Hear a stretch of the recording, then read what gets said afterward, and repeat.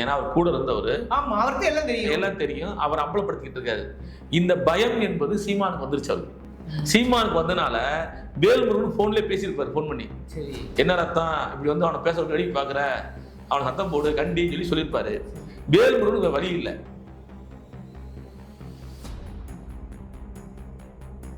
எந்த ஒரு கட்சியோட விமர்சனம் தப்பாப்படவில்லை இல்ல. கண்டிப்பா அது என்ன ஒரு பழுத்த அரசியல்வாதியா இருக்கக்கூடிய வேல்முருகன் தெரியலையா? ஏன் ஒரு கட்சியோட அவருக்கு என்னன்னா அவர் ரத்தம் இவரு ரத்தம், புரியுதுங்களா? அந்த ரத்தத்தை விட்டு பேச விட்டா சங்கடமா இருக்கும். ஏங்க ரத்தம் சுத்த ரத்தம் வந்தா பரவாயில்ல, பிராமண கடப்பாறை தூக்குறாருல அவரு. அந்த ரத்தம் அவர் மாறிட்டாரு. கடப்பாறை சொல்ல பிராமண கடப்பாறை திரு வேல்முருகன் ஏற்றுக்கொள்றாரு அப்படின்னா. ஆனால் இந்த மண்ணின் பயந்தல் அறிஞர்கள். ஆனா அங்க போய் ஒரு ஒடுக்கப்பட்ட சமூகத்துல ஒடுக்கப்பட்ட சமூகமா இருக்கக்கூடிய அறிஞர் எதிரியாகவும் சௌராஷ்டிர மக்களை எழுச்சிக்குற நாயகலாம் காட்டுற எப்படி என்னன்னா அவன் பணம் கொடுக்குறாங்க. சௌராஷ்டிரால முதலாளிகள் பணம் கொடுக்குறான். நான் என்ன சொல்றேன்னா இமானுவேல் சேர் நினைவிடத்துக்கிட்டு தேவர் வாழும் சொல்லு. தேவர் நினைவிடத்துக்கிட்டு இமானுவேல் சேர் வீரவனம் சொல்லு. சொல்லு நீ சொல்லு, நீ ஆம்பளை சொல்லு. ஏன் நடிக்கிற நீ? ஏன் நடிக்கிற? ஏங்க அவர் எங்க என்ன பேசிட்டு இருக்காரு? ஏன் நடிக்கிற?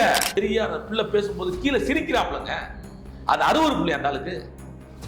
சீமானுக்கு அறுவறு பிள்ளையா? இது நாகரிகமா?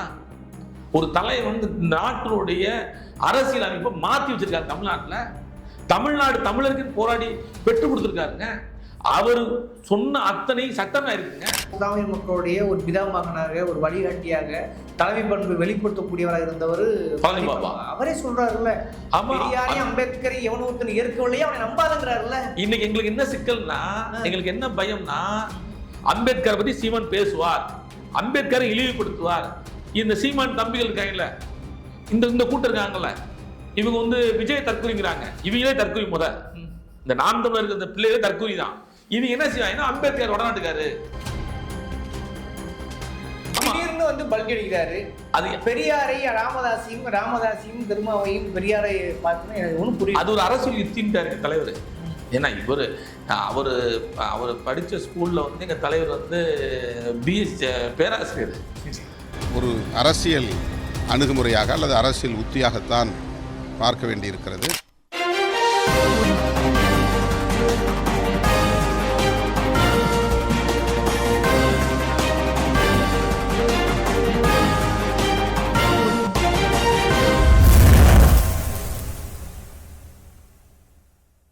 வணக்கம், இது அறத்தின் கழகம். இன்று நாம் சந்திக்கிற அரசியல் ஆளுமை விடுதலை சிறுத்தைகள் கட்சியின் தென்மண்டல செயலாளர் திரு மாலிம் அவர்கள். வணக்கம். வணக்கம். என்ன நடக்குது குறிப்பாக அரசியலில் தேர்தல் நேரத்தில் இந்த கட்சி அந்த கட்சி முதல்வர் மாதிரி ஒரு டிபேட் போகிறத ஒரு ஆரோக்கியம் பார்க்கலாம். ஆனால் சமீப காலமாக பிராமண கடப்பாறை எப்போ வந்து சீமான் எடுத்தாரோ அன்றிலிருந்து பார்த்தீங்கன்னாக்க திரும்பவும் ஓப்பனாக பேச ஆரம்பிச்சிட்டா. இனிமேல் உங்களை நம்புவதற்கு இடம் இல்லை, பூனைக்குட்டி வெளியே வந்து விட்டது, ஆர்எஸ்எஸ் பெற்ற பிள்ளைகள் தான் விஜய் சீமான் சொன்ன நாள் வந்து இப்போ அவங்களும் கடுமை எதிர்வினையாற்றுறாங்க. என்ன நடக்குது முதல்ல எப்படி பார்க்குறீங்க நீங்கள்? இல்லை, அவர் தொடர்ச்சியாக சமீப நாட்களாக தந்தை பெரியார் அவர்களை இழிவுபடுத்தி பல மேடைகளில் பேசி வருகிறார்.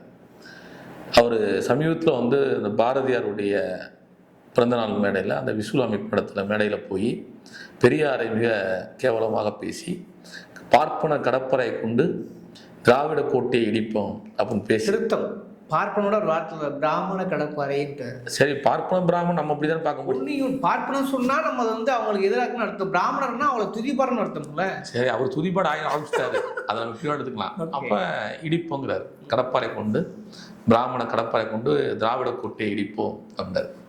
இது என்ன அரசியல் அவர் முன்னெடுக்கிறாருன்னா, தந்தை பெரியாருடைய பகைவர்கள் இருக்காங்களே, ஆர்எஸ்எஸ், பிஜேபி, இந்துத்துவ அமைப்புகளுடைய இருக்குல்ல பெரியாருடைய பகைவர்கள், இந்த பகைவர்களுக்கு இவர் அரசியல் பண்றாரு, அவர்களுக்கு ஊக்குவிக்கிறார் சீமான் அவர்கள். ஏன்னா நம்மளாம் வந்து அண்ணன் சீமான் அப்படின்னா பழகிறோம், பேசணும். இன்னைக்கு அவர் பேச்சை கேட்கும்போது நமக்குள்ளே ஒரு வெறுப்பு வருது. இப்படிலாம் மனிதன் ஒரு வியாபாரி ஆகிறதா, இப்படிலாம் போய் ஆர்எஸ்எஸ் கும்பலோட சேர்ந்துக்கிட்டு தந்தை பெரியாரை இழிவுபடுத்துவதா அப்படின்றது ஒரு வேதனையாக இருக்குது. ரெண்டாவது தலைவர் எழுச்சி தமிழர் வந்து நேற்று ஒரு நேர்காணல் கொடுக்கும்போது கூட என்ன சொன்னார்னா, அவர் வந்து தொடர்ச்சியாக பெரியாரை விமர்சனம் பண்ணுறாரு, அதனால் எங்களை வந்து ஒரு அரசியல் யுக்தியாக பயன்படுத்துகிறாரு அப்படின்ட்டு ஒரு. ஏன்னா அண்ணன் திருமாவளவன் அவர்களை நான் பெரியாராக பார்க்கிறேன். அத மறுநாள் எதிர்ப்பும் கடுமை எதிர்வினை போயிட்டு இருக்கு. திடீர்னு வந்து பல்கடிக்கிறாரு. அது பெரியாரை ராமதாசியும் திருமாவையும் பெரியாரை பார்க்கணும் எனக்கு ஒன்றும் புரியும். அது ஒரு அரசியல் யுத்தின்ட்டாரு எங்க தலைவர். ஏன்னா அவர் படித்த ஸ்கூல்ல வந்து எங்க தலைவர் வந்து பிஎஸ் பேராசிரியர். சீமான் படித்த ஸ்கூல்ல எங்க தலைவர் பேராசிரியர். அப்ப இவர் அரசியல் யுத்தியை கையாளுறாரு. இவர் எண்களை உயர்த்தி பிடித்து என்னை வந்து பெருசா காட்டுறேன்னு சொல்லிட்டு தன்னை பெரியாரை இழிவுபடுத்தி நினைக்கிறாருன்னு தான் அந்த நேர்காணல் இருக்கும்.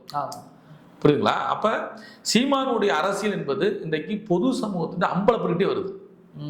அவர் வந்து இன்னைக்கு போய் முழுக்க ஒரு RSS சங்கியா மாறிட்டார். நீங்க என்னைக்கு வந்துட்டு ஒரு திராவிட கருத்தியல் நாங்க வந்து கருத்தியலை பார்க்குறோம், அதை வந்து சின்ன பசங்கிட்ட கொடுத்து இல்ல உங்க தலைவர் பேசும்போது கூட திராவிடம் என்பது திமுகவின் திகாவின் சொத்து அல்ல, ஐடியாலஜி, அது எங்களுக்கானது. ஆமா, அது ஒரு தத்துவம். அந்த தத்துவம் வந்து தமிழ் சமூகத்துக்கு சொந்தமானது. அதை திமுகவை எடுத்துக்க கூடாது, அதை விடுதலை சிறுத்தை எடுத்துக்கிறோம். ஏன்னா விடுதலை சிறுத்தைகளுடைய கோட்பாட்டு கொள்கையாளர்கள்ல அயோத்திதாச பண்டிதர் சொல்றோம். அயோத்திதாச பண்டிதர் உருவாக்குனா திராவிடம். அதனால திராவிடத்தை வந்து நாங்க விட முடியாது, தத்துவார்த்த ரீதி அரசியல்.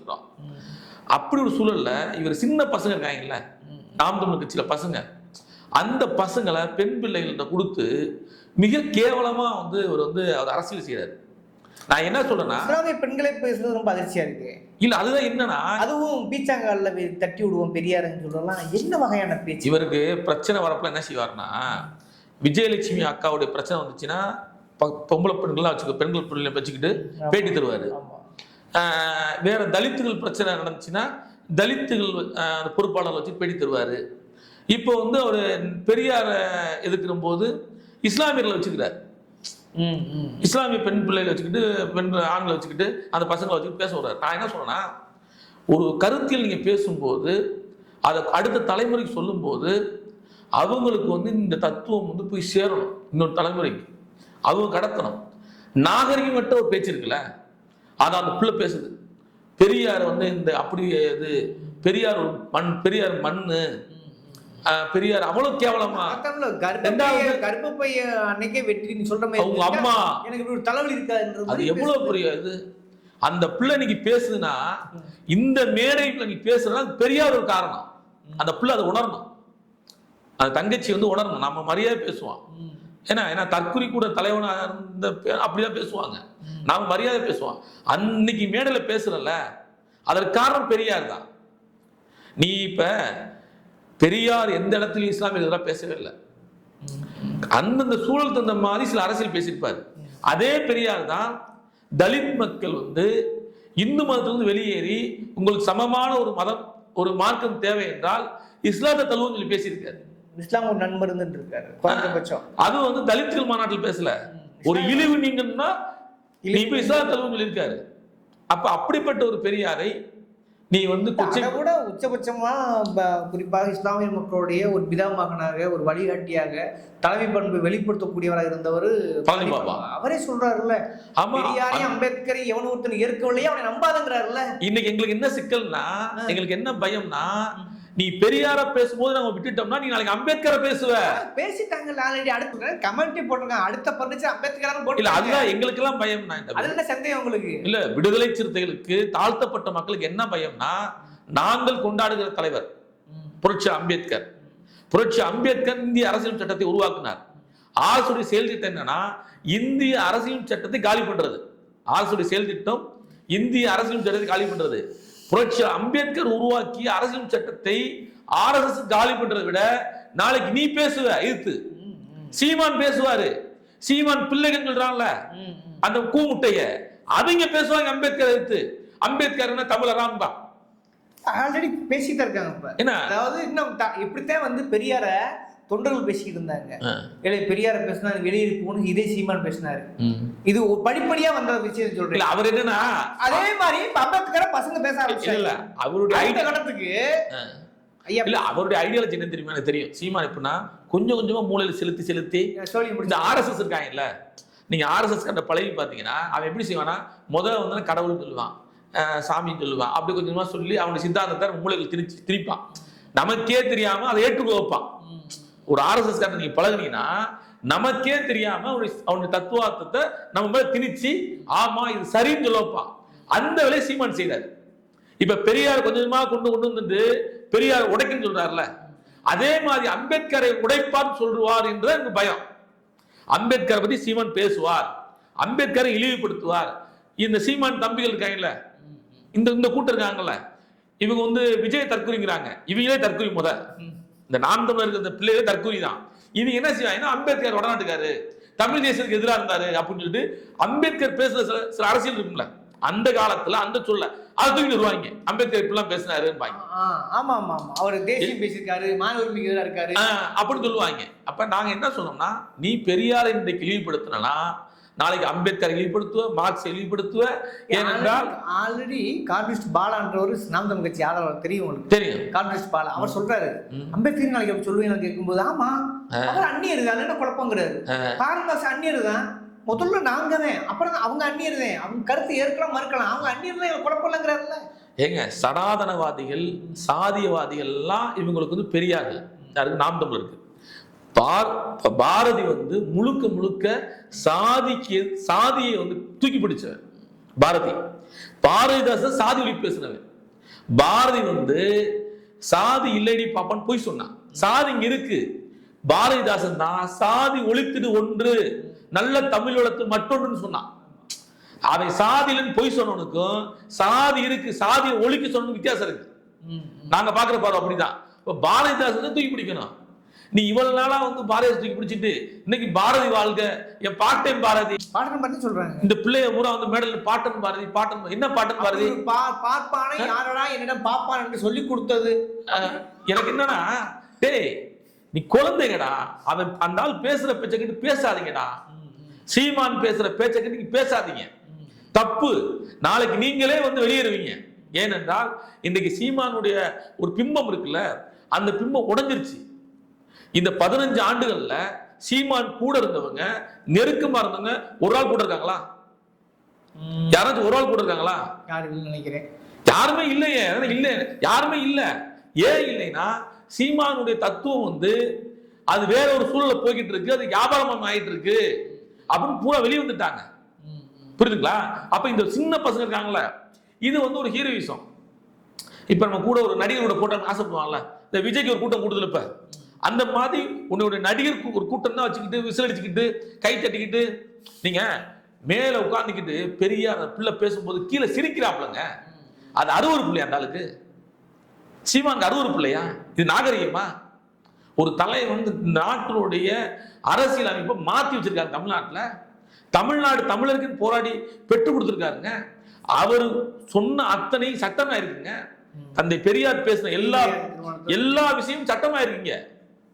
அப்படி உள்ள சூழல்ல நீ சின்ன சின்ன பசங்களை இந்த கூலிப்படம் என்ன செய்வாங்கன்னா, கூலிப்படம் என்ன செய்வாங்கன்னா, ஜெயில இந்த புதுசா ஜெயிலுக்கு வரான்ல அவனுக்கு கஞ்சா கொடுப்பாங்க, மாத்திரை கொடுப்பாங்க, சிகரெட் பீடி கொடுப்பாங்க. கொடுத்து 18 வயசு 25 வயசுல பசங்களை வெளியே கொலை சொல்லுவாங்க. இது கூலிப்பட கலாச்சாரம்.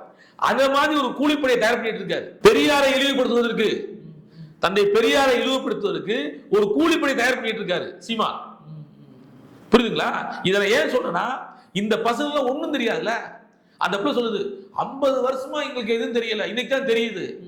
போய் உங்க ஆத்தா அப்பன்ட்ட என்ன இங்க எவ்வளவு பெரிய நெருக்கடி இருந்துச்சு, எவ்வளவு பிரச்சனைகள் இருந்துச்சு, அதெல்லாம் கேட்டு தெரிஞ்சுக்கணும். நீ ஏன் இஸ்லாத்துக்கு போன? நீ எப்படி இஸ்லாமியர் இருக்க?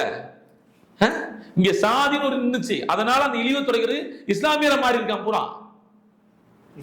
புரியுதுங்களா? அப்ப என்ன அரசியல் பேசுறதுன்னு தெரியாம அவர் சொல்றாரு ஆர்எஸ் பிள்ளை நீங்க சொல்றீங்க. ஆர்எஸ் பிள்ளையின் போது அண்ணன் திருமாத பிரசவம் பார்த்தாருன்னு சொல்லி கிண்டலா சொல்றாரு. மாத்தி மாத்தி பேச அது என்னன்னா, அன்னைக்கு பேசுனதுக்கு எதிர்வினையா விடுதலை சிறுத்தைகள் சோசியல் மீடியால கொண்டு எடுத்துட்டாங்க சீமான. அதற்காக அடுத்த நாள் என்ன சொல்றாருன்னா, எங்க அண்ணன் பெரியார் அடங்குமுறை அத்துமீறி சொன்ன எங்க அண்ணன் பெரியார் தானே. அதுக்கு என்ன பதில்? பிரசவம் பார்த்தாருன்னா இல்ல, பிரசவம் பார்த்தாருன்னா அவர் எங்க கூட இருந்தாருங்கிற ஒரு உண்மையினால அங்க விட்டு போயிட்டோம். ஆனா அவர் முழுக்க முழுக்க அரசு ஆயிட்டார்ல, எங்களுக்கு தெரியும்ல. அடுத்த பிரசவம் மாத்தி மாத்தி பேசுற சீம் திருமாதான் சொல்றாருல்ல. நேரத்தை மாத்தி பேசுவான்னு சொல்றாங்க. என்ன நேரத்தில் பேசுறான்? நேரத்தை மாத்தி பேசுவாங்க. இதே திராவிட திட்டினாரு, இப்ப வந்து ஆதரிக்கிறாரு, இவர் மாத்தி பேசுவாரு. அப்படிலாம் கிடையாது. பசங்க விடுதலை சிறுத்தைகள் அரசியல் நிலைப்பாடு என்பது எல்லா சூழலிலும் சனாதனத்துக்கு எதிராக இருக்கும். இன்றைக்கு நாங்கள் திராவிடத்தை ஆதரிக்கிறோம், திமுக ஆதரிக்கிறோம்னா பாஜக உள்ள வந்துடக்கூடாது, சனாதன சக்திகள் வளர்ந்துடக்கூடாதுன்னு நாங்கள் ஆதரிக்கிறோம். புரியுதுங்களா உங்களுக்கு? இன்னைக்கு திருப்பரங்குன்ற விஷயத்தில் நாங்கள் எப்படி நிற்கிறோம்? விடுதலை சிறுத்தைகள். சீமா நீ எங்க நிக்கிற? விடுதலை சிறுத்தைகள் திருப்பரங்குன்ற விஷயத்துல நாங்க நிக்கிற நிலைப்பாடு எப்படி இருக்கு? நாம் தமிழர் கட்சி சீமா நிக்கிற நிலைப்பாடு எப்படி இருக்கு? இதை இஸ்லாமியர் உணரணும். களத்துக்கு வரவே இல்லையே, பேச மாட்டார். அவரு RSS கைக்குள்ளி ஆயிட்டார்ல, RSS வியாபாரி ஆயிட்டாரு.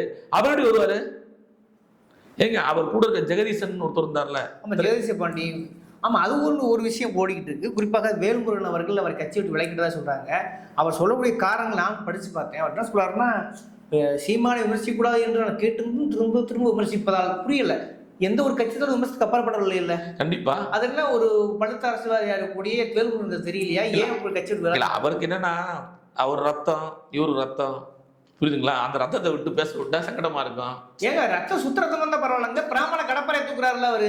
அந்த ரத்தம் அவர் மாறிட்டாரு. கடப்பாறை சொல்ல பிராமண கடப்பாறையை திரு வேல்முருகன் ஏற்றுக்கொள்றாரு. அப்படின்னா அவர் ஏத்துக்கணும் ஜெகதீஷ் நீக்கிறாரு. புரியலையா? இது விமர்சிக்க கூடாது. அப்படின்னா இல்ல, நாகரே விமர்சிக்க சொல்ல லாஜிக் இருக்கு, நியாயம் இருக்கு. விமர்சிக்க கூடாதுன்றது இப்ப புரியல.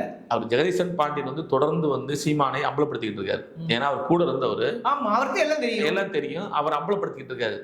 இந்த பயம் என்பது சீமானுக்கு வந்துருச்சு. அவரு சீமானுக்கு வந்தனால வேல்முருகன் போன்ல பேசியிருப்பாரு. போன் பண்ணி, என்ன ரத்தம் இப்படி அவனை பேச வெளியே பாக்குற, அவனை சத்தம் போடு கண்டி சொல்லியிருப்பாரு. வேல்முருகன் வழி இல்லை, புரியுதுங்களா? வேல்முருகன் சீமான பாய்ச்சிக்க மாட்டாரு.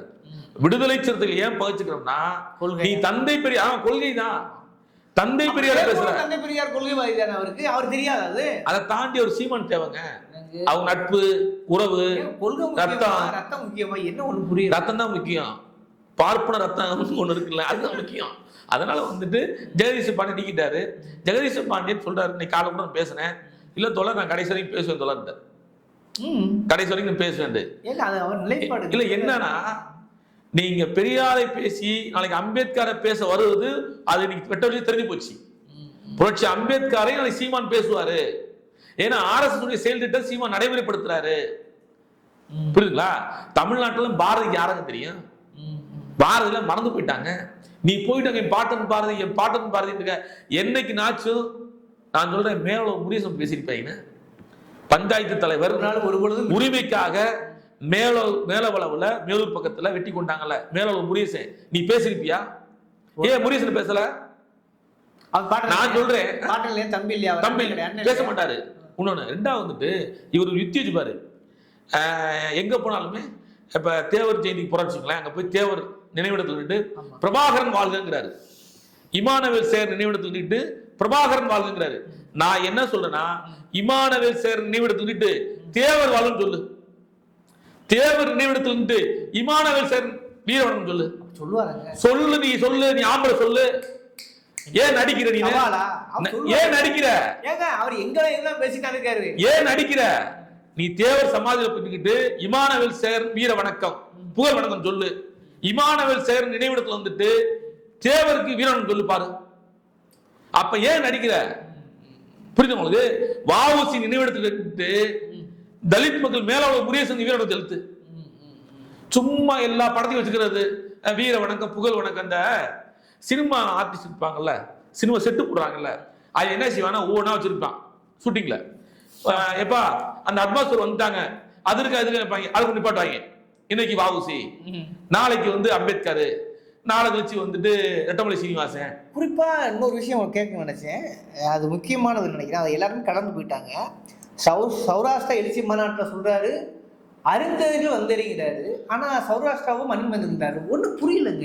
இதுதான் வியாபார யுத்திங்க. மொழியை டைரக்டா பேசுறாங்க, பிற மொழி பேசுறாங்க. அவங்க இல்ல சௌராஷ்டிரா மக்கள் வியாபார யுத்தியா தமிழ்நாட்டுக்கு வந்தவங்க தான். ஓகே தெரியும். ஆனால் இந்த மண்ணின் மைந்தல் அறிஞர்கள். ஆனா அங்க போய் ஒரு ஒடுக்கப்பட்ட சமூகத்துல ஒடுக்கப்பட்ட சமூகமா இருக்கக்கூடிய அறிஞர் எதிரியாகவும் சௌராஷ்டிரா மக்களை எழுச்சிக்குற நியாயங்களும் காட்டுறது எப்படி? என்னன்னா அவன் பணம் கொடுக்குறாங்க. சௌராஷ்டிராவில் முதலாளிகள் பணம் கொடுக்குறான். இந்த மக்கள் எளிய மக்கள், அறிஞர்கள் எளிய மக்கள். புரியுதுங்களா? அருந்தர்கள் இந்த மண்ணின் மைந்தர்களுக்கு நானே அவ்வளவு ஆதாரத்தை சொல்லியிருக்கேன். அவங்கள்ட்ட நாம் தமிழர் கட்சியில் இருக்க முன்னணி பொறுப்பாளர்கிட்ட நான் அவ்வளவு ஆதாரம் சொல்லியிருக்கேன். சக்கிலியர்கள் வந்து மண்ணின் மைந்தர்கள் சொல்லியிருக்கேன். இதை கூட புரிஞ்சுக்கலன்னா நீ எவ்வளவு அறவேக்காடுத்தணும். ஏங்க தமிழ்நாட்டில் பெரும்பான்மை சமூகங்க அறிஞர்கள். மேற்கு மாவட்டம் மதுரை இங்க டிராமாவில் பெரும்பான்மை சமூகம். சவரஸ்டா மக்கள் முக எண்ணிக்கை தான். புரியுதுங்களா? அவங்க வந்து மணி மைந்தர்களாகவும் அறிஞர் மக்கள் அங்கேங்கிறது எப்படின்னு கேட்கிறேன். காசு கொடுத்தா நடிப்பாருங்க. என்னங்க அதுக்காக என்ன காசு? அவர் வந்துட்டு வாய வாடகைக்கு விட்டு பிழைக்கிறாரு. அப்படிதான் பேச முடியும். வாய வாடகைக்கு விடுறாரு. நீங்க எந்த மேடைக்கு போனாலும் இதை பேசுனா பேசுவார். புரியுதுங்களா? அவர் தத்துவார்த்த ரீதியாவோ இல்ல அரசியல் ரீதியாவோ எதுவும் மறந்து போச்சு. அவரெல்லாம் பேசக்கூடாது. சீமான்ற பார்த்து கூட பேசக்கூடாது. ஆனா என்ன ஊடகங்கள்ல ஒரு பேசுமுறையா மாறாரு. பசங்களும் கடுமையா எதிர்வினை. அங்க அதெல்லாம் யாருமே இல்லைங்க. சும்மா 200 பேர் இருப்பாங்க. அவ்வளவுதாங்க. என்ன சொல்றீங்க? 200 பேர் 300 பேர் தாங்க. மாவட்டத்துக்கு அவ்வளவு 300 பேர் 200 பேர் தான் இருப்பாங்க. அதையும் இந்த தேர்தலில் முடிச்சு விட்டுருவாங்க. 2026 தேர்தலில் அதையும் முடிச்சு விட்டு அவர் அனுப்பி விட்டுருவாங்க. அவர் சொன்னார்ல, பிரபாகரன் பேசுற அளவுல கூட்டம் கூண்டுச்சு, தமிழ் தேசியத்தை தெருவு கொண்டு வந்த நான் தான், தமிழ் தேசிய வரலாறு பேசி நான் சொல்றாருல, அரங்கத்துக்குள்ள தமிழ் தேசியத்தை வீதி கொண்டு வந்து சொல்றாருல, இவர் வீதியில் தனியா நிற்பார். என்ன சொல்றீங்க? கடைசியா வீதியில் தனியா நிற்பார். புலம்பிட்டு இருப்பார். இவரா வீட்டுக்குள்ள தமிழ் தேசியம் பேச வேண்டியதுதான். வீட்டுக்குள்ள உட்காந்துக்கிட்டு வீட்டுல எல்லாத்தையும் உட்கார வச்சுக்கிட்டு தமிழ் தேசியம் பேச வேண்டியதுதான். கையை தூக்கி கத்த வேண்டியதுதான். இவங்களுக்கு ஒரு மனம் பிரம்மங்க. நாளைக்கே இந்த நாட்டை பிடிச்சிடும், நாட்டை ஆண்டணும், தூங்குறப்ப கனவு விட்டு இருப்பாங்க போல உட்காந்துக்கிட்டு. நாளைக்கு நாம் தமிழ் நாட்டை ஆண்டுறோம், நாம் தமிழ். டேய், தேர்தலுங்கிற ஒரு பெரிய ஒரு யுத்தி அரசியல். ஒரு எம்எல்ஏவே முடியாது, கவுன்சிலாக முடியாது, ஒரு கவுன்சிலாவே முடியாதுங்க. மாநகராட்சி, மதுரை மாநகராட்சி 100 வார்டு, ஒரு வார்டு நாம் தமிழ் கட்சி நிப்பாட்டி நீ கவுன்சில் ஆகி பார்ப்போம். இதுவரை ஆகலையே. ஆக முடியாது. எவனாச்சும் பஞ்சாயத்து தலைவர் ஆயிருக்கான். அந்த ஊர்ல அவன் சாதி பலத்திலேயோ அவனுடைய நட்பு செல்வாக்குலையோ ஒரு பஞ்சாயத்து தலைவர் தான். அவனை நீ கை காட்டுறாங்க, நாங்க தான் நாம் தமிழர் அப்படின்னு. அவன் சும்மா ஆதரவா இருப்பான். அவன் கணக்கு வச்சுக்கிறது. எவனாச்சும் கவுன்சில் ஆயிருப்பான், அவனை கணக்கு எடுத்துக்கிறது. நான் என்ன சொன்னா, நாம் தமிழர் கட்சி வேட்பாளர் நின்று வெற்றி பெற்று ஒரு கவுன்சிலர் காட்டுங்க. ஒரு ஊராட்சி தலைவர் இல்ல, மேயர் இல்ல, வாய்ப்பே இல்ல. 15 வருஷமா எதுவுமே இல்ல. ஆனா வாய்ச்சி விட அதிகமா இருக்கே. காசு கொடுக்குறாங்கல்ல, பணம் கொடுக்குறாங்கல்ல. நீங்க ஒரு காலத்துல நீங்க பாத்தீங்கன்னா 2000, 5000, 10,000 தான் பணம் தருவாங்க மேடை பேச்சாளருக்குலாம். இன்னைக்கு 2 லட்சம் 3 லட்சம் தான். சமீபத்துல ஒரு முக்கியமான ஒரு பத்திரிகையாளர் மதுரைக்கு வந்திருந்தாரு. அதுக்காக சீமான வாய வாடகைக்கு வராருன்றீங்க? ஏங்க என்ன சொல்றீங்க? 5 லட்சம் ரூபாயில்ல போனா நிதி கொடுப்பாங்கல்ல. ஏங்க ஒரு ஹோட்டல் வச்சிருக்கீங்க 10 லட்சம் தரான்ல, என் நிகழ்ச்சி கொண்டு போனானா? இவங்க சும்மா கலந்துக்கிறாங்க போய் நிகழ்ச்சியிலாம். அது ஒரு வருமானம் இருக்கு, ஒரு தொழில், அது ஒரு தொழிலா வச்சிருக்காங்க. பேச்சு கலை. ஒரு பெரிய பத்திரிகையாளர், அவரு நடுநிலையா பேசுறவர், பெரிய அறிவாளி. அவர் நிகழ்ச்சி வந்துட்டு போறாரு, 2 லட்சம் வாங்கிட்டார் மதுரையில. ஒரு மதுரையில ஒரு சமூக மக்கள் நல்லிணக்க கூட்டத்துக்கு போடுறவங்கிட்ட 2 லட்சம் வாங்கிட்டு பாண்டே. பாண்டே 2 லட்சம் வாங்கிட்டு இருக்காரு. பாண்டே வாங்குற சீமா எவ்வளவு வாங்குவாரு? என்ன சொல்றீங்க? ஆமா, மேடை பேச்சாளர் தானே. சீமான் எவ்வளவு வாங்குவாரு? பிச்சை தான் எடுக்கின்றாரு அவரு. பிச்சை எடுக்கிறா வந்துட்டு 25 உள்ள வீட்டுல குடியிருக்காரு. பிச்சை எடுக்கணும்னா கோயம்பேடு பஸ் ஸ்டாண்ட்ல இருக்கணும். புரியுதுங்களா? கோயம்பேடு பஸ் ஸ்டாண்ட்ல இருந்தா பிச்சை எடுக்கணும் அர்த்தம். நீங்க ஈசிஆர் ரோட்ல வீட்டுல இருந்தீங்கன்னா பிச்சை எடுக்கிறீங்களா? இப்ப நாங்க சொன்ன பட்டா காட்டி அலைஞ்சிட்டு இருக்கேன் வீட்டுக்கு பட்டா இல்லைன்னு சொல்லி. அவர் 3 லட்சம் வாடகை தராரு வீட்டுக்கு. போன வருஷம் 2 லட்சம், 3 லட்சம். அதான் வந்துட்டு கொளுத்த பணம் வருமானத்தை நாம் தமிழ் கட்சியில் இருக்க எல்லாரும் ஒரு சிலர் சுருட்டிக்கிட்டு இருக்கானுங்க. அதை ஏமாத்திக்கிட்டு இருக்காங்க தமிழ் தேசியங்கிற பேர்ல. தமிழ் தேசியத்தை எப்படி வியாபாரமாக்கலாம் ஒரு புத்தகம் போடாம போடுவாங்க இனிமே விரைவில். சொல்றீங்க தமிழ் தேசியத்தை எப்படி வியாபாரமாக்கலாம், எப்படிலாம் பேசலாம், கத்துக்கலாம் சொல்லிட்டு ஒரு புக்கு போட்டு கூட விடுவாங்க. இந்த மோதல் தொடர்பு சரியா? திருமாவுக்கு எதிராக அவரும், அவருக்கு எதிராக திருமாவுங்கிற ஒரு ஸ்பீச். அதாவது இது என்னன்னா, உண்மையிலேயே அரசியல்ல வேறு வேறு துருவங்கள் பேச வேண்டிய அந்த கண்டென்ட் இருக்கிற ஏரியாவில் இப்போ திருமா விஎஸ் சீமான் அப்படி இப்படி மாறதெல்லாம் சரியா? இது என்ன சொல்றீங்க? விடுதலை சிறுத்தைகள் கட்சி தலைவர் எழுச்சி தமிழர் வந்து ஒரு கொள்கை கோட்பாட்டோட தமிழ்நாட்டில் அரசியல் செய்யறோம். புரியுதுங்களா? சனாதனத்தை எதிர்க்கிறோம். நீங்க அது ஒரு சின்ன உதாரணம். விஜய் வந்து ஆனந்தவுடன் வந்து ஆதவர்களுடைய புத்தகத்தை வெளியிட்டாங்க. அந்த மேடைக்கு ஏன் திருமணம் போல, ஏன் மறுத்தோம்? அதுதான் கொள்கை கோட்பாடு. கூப்புற வீட்டுக்கெல்லாம் நீ போய் கூப்புற மேடைக்கெல்லாம் நீ உட்காந்து பேசுனா, மதுரை ஒரு பழம் சொல்லுவேன், கூப்புற இடத்துல நீ ஏண்டா போற, அப்படின்னு ஒரு பழமொழி வேற இருக்கு, அசிங்கமா இருக்கு, சொல்லக்கூடாது. ஏன்னா கூப்பிட்டா நீ போயிருவியா, பின்னாடியே போயிருவியா, எவன் கூப்பிட்டாலும் போயிருவியா? இது என்னையா, யாரு மேட என்ன பேசுறான், யாருக்கு ஆதரவா பேச போறோம் தெரிஞ்சுதானே பேசணும். இவ்வளவு நாளா நீ தமிழ் தேசியம் பேசுன, இன்னைக்கு தந்தை பெரியாரை எதிர்த்து பேசுறியே, அப்ப நாங்க உன்னை எப்படி விட முடியும்? அதனால் தந்தை பெரியாரை எதிர்த்து பேசும் சீமானை விடுதலை சிறுத்தைகள் தத்துவார்த்த ரீதியாக எதிர்ப்போம். ஓகே, இது ஒரு என்ன சொல்றது, அரசியல் களம் தேர்தல் நெருங்கிருச்சு, அது சார்ந்த விவாதங்கள் போயிட்டு இருக்க சமயத்தில் இது ஒரு குறுக்குச்சாலை ஓட்டுற மாதிரியா, சீமானா திருமாவா வேலுமுருகா இப்படியான ஒரு குறுக்குச்சாலை ஓட்டுற விவாதமாக தான் இருந்தாலும் கூட எதிர்வினையாற்றிருக்கிறார் திருமா அவர்கள். அதனால் இந்த அரங்கத்திற்கே வந்து உங்கள் கருத்துக்களை பேசி நன்றி.